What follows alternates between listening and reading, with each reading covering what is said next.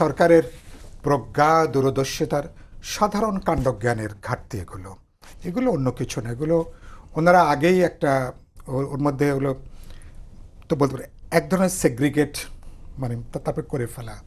তো এগুলো যদি মানে কি বলবো, মানে যদি প্রজ্ঞার জায়গাটা কাজ করতো তাহলে এ ধরনের আচরণ হতো না। এর আগেও যখন বৈঠক হয়েছে তখন এগুলো নিয়ে আমাদের সাথে তখন আমাদেরই গণতন্ত্র মঞ্চের শরিকরা, অন্যান্য দলের তারাও তার সামনে তারা প্রশ্ন করেছেন, যেগুলো করে আপনি অপ্রয়োজনীয় বিতর্কে জন্ম দিচ্ছেন, অপ্রয়োজনীয় আপনি একটা তো নানা প্রশ্নবিদ্ধ আপনি করে তুলছেন।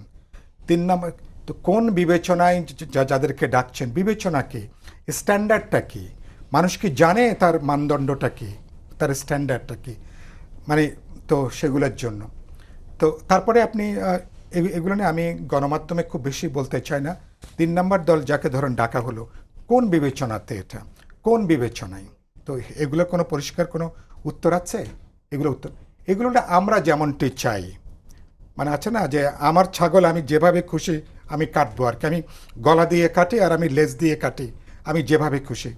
আসলে এভাবে কোনো, ওই যে বললাম, প্রজ্ঞা দূরদর্শী থাকলে সবাইকে নিয়ে চলার যে সংস্কৃতিটা, এই সংস্কৃতিটা একেবারে প্রথম দিন থেকে সরকার রপ্ত করতে পারেনি। ওনারা যখনই কোনো সংকটে পড়েন, যখনই মনে হলো যে সরকার নিয়ে নানা প্রশ্ন উঠছে, সরকার টিকবে কি টিকবে না, নানা ধরনের প্রশ্ন, এর আগে মানে বিভিন্ন এই ধরনের সংকটের সময় ডাকে। এবার তিনি ডাকলেন যখন নুরুল হক নুরের উপর আঘাত কিন্তু আসলো জাতীয় পার্টি। আমরা যখন বললাম যে আপনি রাজনৈতিক দলগুলোর সাথে সরকারের একটা জীবন্ত যোগাযোগ থাকার, একটা লিভিং একটা এনগেজমেন্ট থাকবে, নানা প্রশ্নে আপনি কথা বলবেন, আলোচনা করবেন, আপনি মতামতটা গ্রহণ করবেন, এবং রাজনৈতিক দলগুলোর সাথে আপনি নিশ্চয়ই আপনি আলাদা আলাদা করেও কথা বলতে পারেন, কিন্তু সবাইকে তো আপনি সবাইকে আপনি আস্থার মধ্যে আপনি নেবেন। এই যে ধরুন, এই যে লন্ডনে যে তারেক রহমানের সাথে যৌথ যে ইশতেহারটা, এটা তো সত্য। একটা সরকার কি একটা দলের সাথে বসে এরকম ইশতেহার তারা কি দিতে পারেন? যদি, এবং এটা নিয়ে ইতিমধ্যে প্রশ্ন হয়েছে, এবং তিনি কথা বলেছেন ভালো কথা, এটা একটা স্টেলমেট, এটা বরঞ্চ দূর করেছে। এই বৈঠকটা আমাদের যে অচল অবস্থাটা ছিল সেটা কাটতে সাহায্য করেছে। উনি উনি প্রজ্ঞা দেখালে কি করতে পারতেন? উনি বলতেন আমি ঢাকাতে যাই, আমি দলগুলোর সঙ্গে আলোচনা করি, আমি কথা বলি, আপনার সঙ্গে আমার ভালো আলোচনা হয়েছে, আমি ঢাকাতে ফিরে যে দলগুলোর সঙ্গে বসবো, আলোচনা। এই যে একটা সাধারণ যে একটা বোধের পরিচয় দেওয়া, আমি শুধু তাকে দায়ী করব না, ওনার সাথে যারা উপদেষ্টা মণ্ডলীরা থাকেন বা সহকারীরা যারা থাকেন, এই যে অ আ ক খ যেগুলো সরাসরিয়া যে বুদ্ধিগুলো, এবং এটা নিয়ে তো একটা দল ঐক্যমত কমিশনের মিটিং বর্জন করলো, এবং তারপরে প্রধান উপদেষ্টাকে আবার ফোন করে তার মান ভাঙাতে হলো।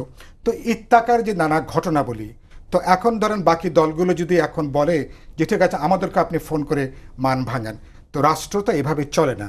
আপনাকে মিনিমাম একটা স্ট্যান্ডার্ড আপনি মেনটেন করবেন, আপনি এগুলোর জায়গায় যাওয়া।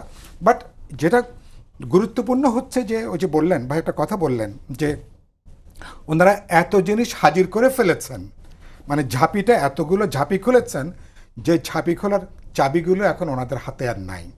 চাবিগুলো কোথায় রেখেছেন অনেকগুলো খুঁজে পাচ্ছেন না, এবং যেটাকে এখন বন্ধ করতে হবে। এই জন্য আমি গত কমাস ধরে বলেছি এজেন্ডাটা ছোট করে আনেন, ঝাঁপিগুলো একটু গুটিয়ে আনেন, এবং সেখানে এখন এই যে জাতীয় আমরা যে সমঝোতা সনদ, এটার মধ্য দিয়ে নির্বাচনটাই হচ্ছে এখন সবচেয়ে বড় জায়গা। বললেন যে এখন সরকার বোধহয় কাউন্টডাউনের দিকে আছে, সেই জায়গাটা হচ্ছে খুব গুরুত্বপূর্ণ।